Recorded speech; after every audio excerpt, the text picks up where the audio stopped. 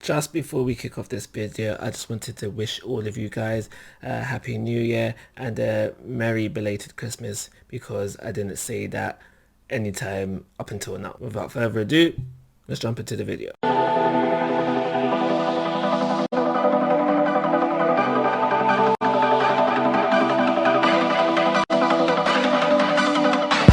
Hey guys, how you doing? This is Manga etc. and I'm here today to bring the review for One Piece Manga chapter 1036. I think that's where we're at.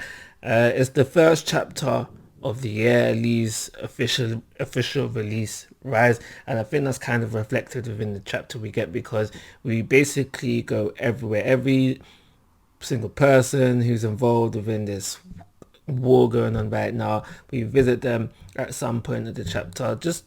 And why I feel like this is fitting for the first chapter of the year is because it gives you just a little reminder of just where everybody is right now and essentially what they are doing, because we had, I think it was a 2 week break, at least officially, official release realized a 2 week break, so it kind of fits in with like how the chapter is set up. That's why I think why Oda did it that way.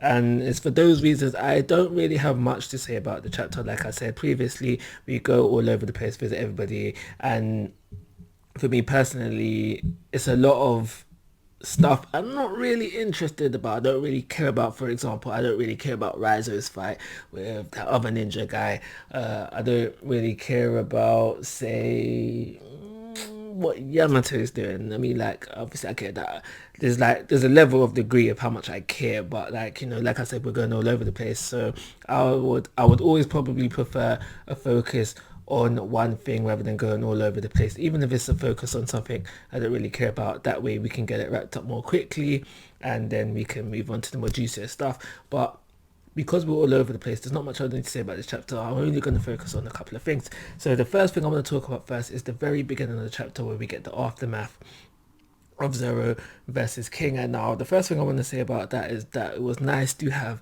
that little King flashback, just to not only see the relationship that King and Kaido had, but just because we see that it's really, at least for me anyway, similar to the kind of relationship that Luffy and Zoro have with one another. And I think that's what Oda was going for. That's what Oda wants you to feel, because once you see the King and Kaido bit, Oda reminds you about how Zoro promised Luffy that he would never lose again. So I think that's the kind of vibe that Oda wanted you to start feeling at this moment. And now what happens after this kind of puzzles me a little bit, and I'm really hoping that it's a translation error, because once I read it I was like, something feels off about it. Like, what does that really mean?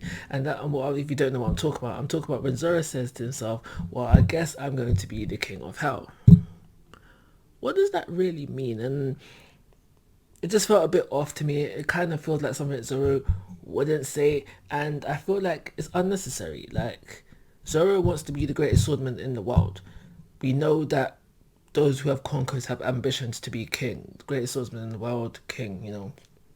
Not the same thing in title, but similar levels. So just leave it at that. Calling him the king of hell now doesn't really sit right with me. But because of the one thing of what does that really mean, and like I just said basically. But once he said that, upon hoping that it was a translation error, I did also think of one other thing, and that is Rayleigh.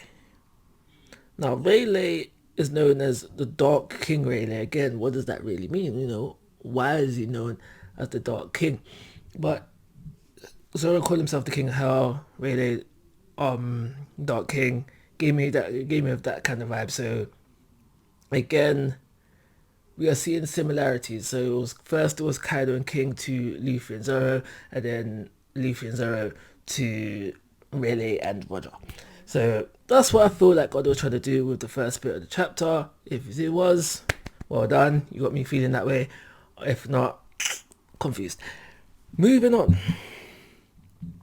So as you may have forgotten, because I kind of did forget, we have CP0 on the doorstep of Drake and Apu. It seemed like the last time we left them off that they were going to fight. We know that since then, during the 2 week break that we had, a fight did go on off screen, with Drake being dealt with possibly fairly easy. Like I said, we don't see it, and Apu, he ran like a little girl.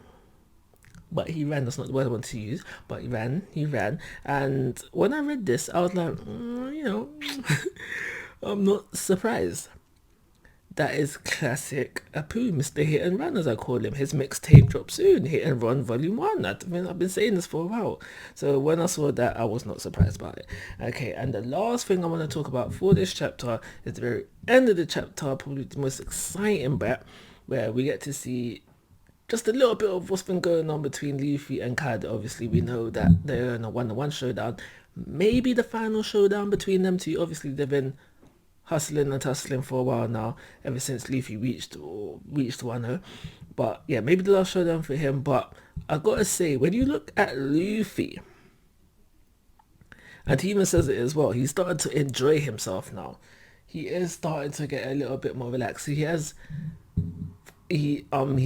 gotten stronger, be it if you buy it or not. He's learned how to infuse Conqueror's Haki with normal attacks, and he has gotten stronger, and you can see that now because he's more smiling. He seems more relaxed in the fight. I mean, not really. You're in the fight with a Yonko, and you're relaxed, Luffy. But yeah, he seems more relaxed in the fight. I thought at first he was fighting in base when he used the rock gun, but once upon looking at it again, that is definitely a gear 3 attack. But if you think about it from a point where, when he first came and fought Kaido, like before Onigashima, Luffy had to go into gear 4 and he got one-shotted in gear 4. But now he's at a point where he's taking attacks and getting back up. Well, he's attacking in gear 3, but I don't know, when he takes these hits, is he still in base? Is he still in base? But regardless of that, before he was getting one shot in gear 4. Now he's taking attacks and getting back up. So he has gotten a lot stronger, and he is enjoying himself. But that's everything I got to say about this. Should he be enjoying himself? I don't know, but he has gotten a little bit stronger. I don't know, I just feel like maybe he got too strong too quick, and I feel like that's for everybody. But I also feel like that's because Oda's trying to wrap things up. So maybe his X plans that he had before that would have led to a more not relaxed, a more, I don't know what I'm looking for, but a more gradual, there we go, a more gradual build up of strength. But yeah, that's just how I feel about things right now. First chapter of the year, I feel like it was like a kind of a recap kind of chapter, just to let us remind us where everybody is. And if Oda was trying to deliver that, then he did it successfully. I don't think the chapter deserves anything more than a 3-star rating. And like always, guys, I'm asking for your thoughts and opinions. If you haven't already, please subscribe to my YouTube channel. But most importantly, take care. Have a nice day.